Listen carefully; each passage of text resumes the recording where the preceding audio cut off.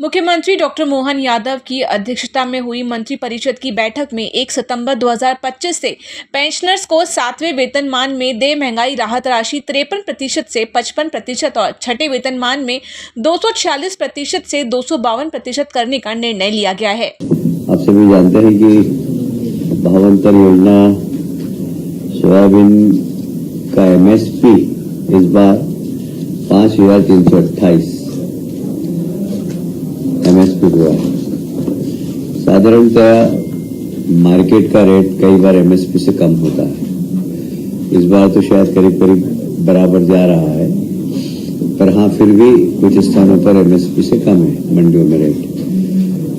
किसानों का नुकसान नहीं हो, ये हमारी जवाबदारी है और MSP पे ही उनको भाव मिले और इसीलिए भावांतर योजना प्रारंभ की है। इसमें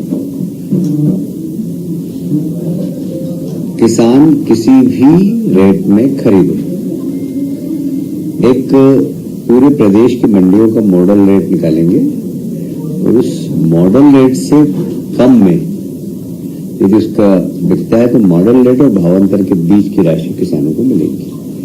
तो किसानों को एक बहुत बड़ी राहत है।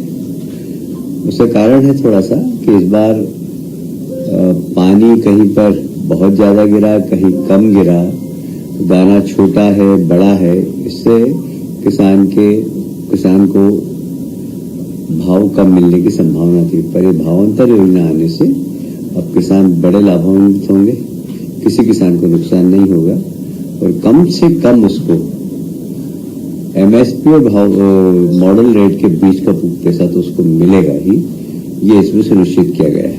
ऐसा भी हो सकता है कि मॉडल रेट से ऊपर, जैसे मॉडल रेट अगर निकला, मैं एग्जांपल बता रहा हूँ, 4800 रुपये, उसका अगर 4900 में गेहूं बिका, सोयाबीन बिका, तो फिर 4900 से 428 ये उसको उसके खाते में जमा हो जाएगा, डीबीटी हो जाएगा, सीधे उसके खाते में पैसे जमा हो जाएंगे।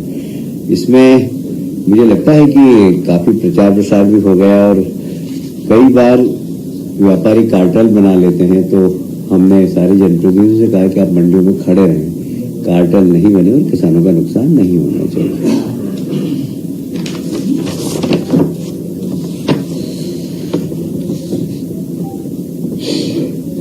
कोदो कुटकी आप सभी जानते हैं कि एक समय में कोदो कुटकी 2 रुपये और 3 रुपये किलो किसानों को बड़ी मुश्किल से मिलते थे और ये कोदो कुटकी वहीं पैदा होता था जहाँ पानी नहीं होता था, कम पानी में।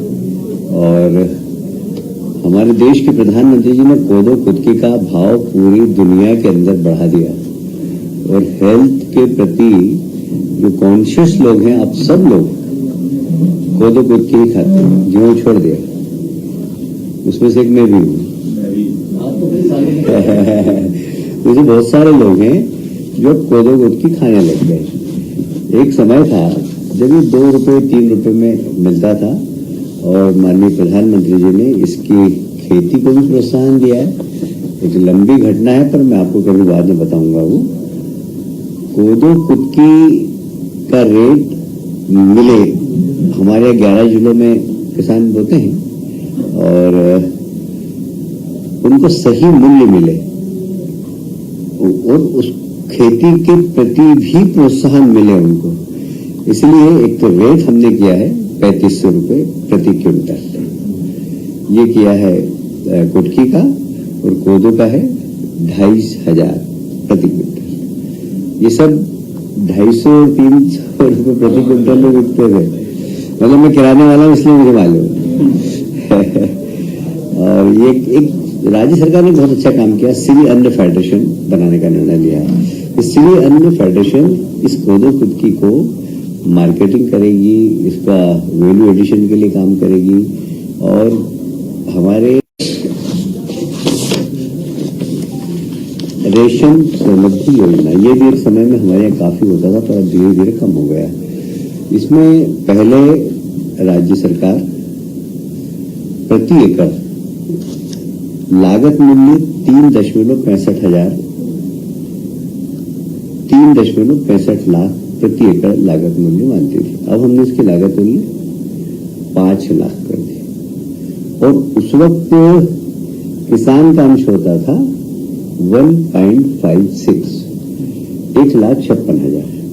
अब हमने उसको 5 लाख कर दी और किसान का अंश भी कम किया है। अब किसान का अंश हो जाएगा 1,25,000 जनरल किसान का और SC/ST के किसान का सिर्फ 50,000। ये भी रेशम केंद्र के रेशम के उत्पादन को बढ़ाने के लिए किसान अपने उत्पादन के साथ साथ एक कुछ नया काम भी कर सके, और इसलिए कृषि रेशम समृद्धि योजना जो लागू की है, ये आम किसान भी इससे जुड़े और रेशम के आधार पर अपनी खेती के साथ साथ ये भी एक जी इस साल खत्म हो जाएगी क्या हर सरकार ने 5 साल के लिए लागू की है, 4 साल से सोते रहे, लागू नहीं किया इसको, कर दिया ना? ये कभी किया लास्ट साल। हाँ, फिर कर देंगे यार, क्या चिंता करते हैं।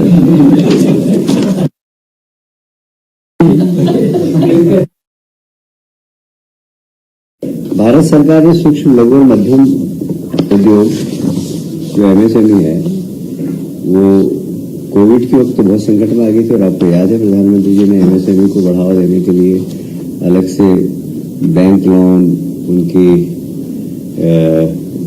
उत्पादन को मार्केट मिले, इसके लिए काफी प्रधानमंत्री जी ने प्रोत्साहन राशि दी थी। अभी भी रैंप योजना के अंतर्गत अभी हमें 105 करोड़ रुपया सिर्फ इसके अंदर वही होना है कि कैसे उनके क्वालिटी सुधरे, उनको मार्केट मिले, और यह पूरी MSME को प्रोत्साहन के रूप में, क्योंकि MSME एक ऐसा क्षेत्र है जहां रोजगार की संभावना बहुत रहती है, तो इसलिए रोजगार ज्यादा से ज्यादा मिले लोगों को, तो MSME को प्रोत्साहन देने के लिए ये योजना प्रारंभ की है। इसके अंदर लगभग बजट में 105 करोड़ रुपए हमने स्वीकृत किए हैं। यह MSME के क्षेत्र में एक क्रांति लाएगी, इसलिए कि MSME उद्योग को ट्रेनिंग देना, क्वालिटी सामान कैसे बनाना, अपने देश में मार्केट की स्थिति, एक्सपोर्ट करना हो तो उसकी जानकारी, ये सब हमारा विभाग इसमें करेगा। इसमें 105 करोड़ की स्वीकृति है। 105 करोड़ जो है सर, केंद्र सरकार जो भी देगी उसको 30% राज्य सरकार मिलाएगी। हाँ, इसमें ये भी है कि केंद्र सरकार जो राशि हमें दे रही है उसके अलावा हम 30% हम भी इसमें देंगे। अभी राशि फिक्स नहीं है, मतलब जितना 105 जो 30% हो गया इसको दे देंगे।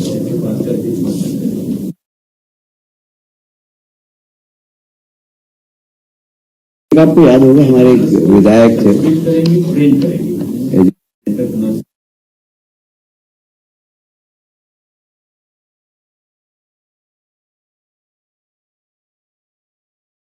ट्रेनिंग देना, विदेशों में यदि आवश्यकता है तो कैसे एक्सपोर्ट करना, ये सारा मतलब कुल मिलाकर प्रमोशन ऑफ MSME है।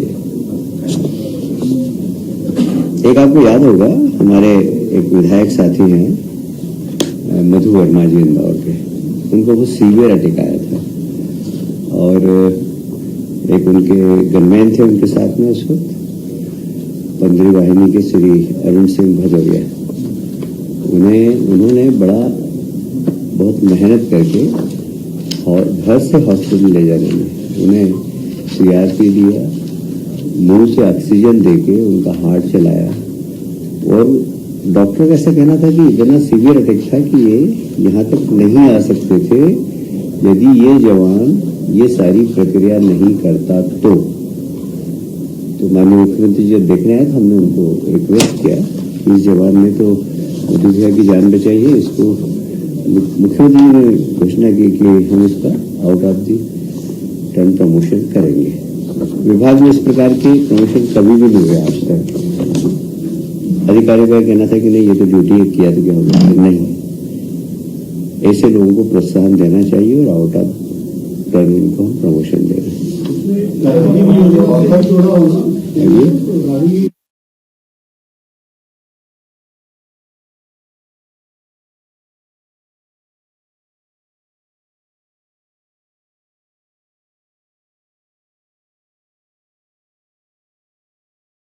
ये काफी दिनों से मांग थी कि पेंशनरों को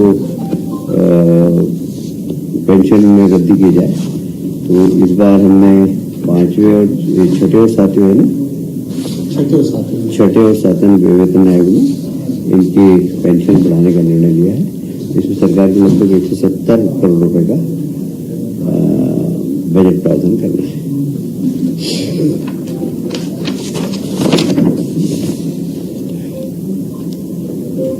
देखिए, बहुत महत्वपूर्ण आज निर्णय और हुआ है। सरदार पटेल कोचिंग प्रशिक्षण योजना, ये साधारणतः अल्पसंख्यक और SC ST और पिछड़े वर्ग के हमारे नौजवानों के लिए है। इसमें काफी दिनों से एक लोगों की मांग थी, विद्यार्थियों की, क्योंकि बहुत बड़े बड़े कोचिंग क्लास, बाहर के कोचिंग क्लास में हम कोचिंग नहीं कर पाते हैं। तो हमने उन सब रजिस्टर्ड कोचिंग क्लासों को जो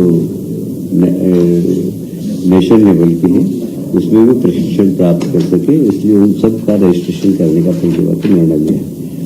दूसरा, उनके आवास के लिए, यदि वो शहरी क्षेत्र में पढ़ते हैं, ग्रामीण क्षेत्र के लोग आते हैं तो शहरी क्षेत्रों में पढ़ते हैं, तो उनके आवास का किराया भी सरकार देगी। तो 1000 रुपये उसके लिए भी हमने प्रावधान किया है कि वे प्रशिक्षण प्राप्त करें किसी भी प्रकार की प्रतियोगी परीक्षा के लिए। तो वे अगर शहर में आकर रहना चाहें तो रहने के लिए सरकार उनको 1000 रुपया प्रति माह देगी। ये लगभग 5000 से ज्यादा युवा यहाँ पर इसमें अभी तक हमारा अनुमान है कि नहीं, वो इससे ज्यादा भी हो सकते हैं। हर विधानसभा में स्वदेशी मेले लग रहे हैं, स्वदेशी का प्रचार प्रसार हो रहा है। हम खुद भी गए थे। सभी में स्वदेशी मेला लगेगा, सभी में लग रहे हैं। हम विधानसभा वाइज करने का प्रयास कर रहे हैं। हाँ, जहाँ संभव हो सकेगा विधानसभा वाइज भी कर रहे हैं। और विशेषकर आप अपने डिपार्टमेंट ULBs में भी, हर ULB में भी ये मेला लगाने का तो लगेगा। ULB में भी, हर ULB में मेला लगेगा ही।